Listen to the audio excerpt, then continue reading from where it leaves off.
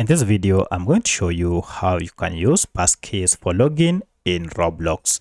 If you find this video helpful, I'll kindly request that you support me by liking the video and also by subscribing to this channel. Alright, so if you go ahead and click on your Roblox app or account, you need to go ahead and sign in. So go ahead and click on sign in.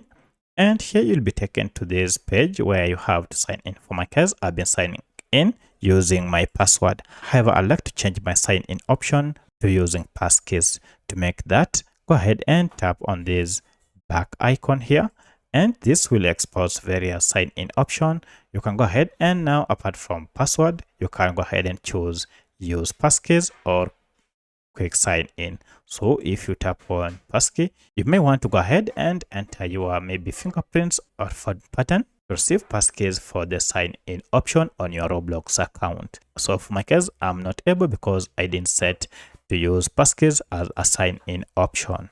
So that's how you can sign in using passkeys on Roblox. If you have any other question, kindly let me know in the comment section. Otherwise, thanks for watching and let's meet in the next video.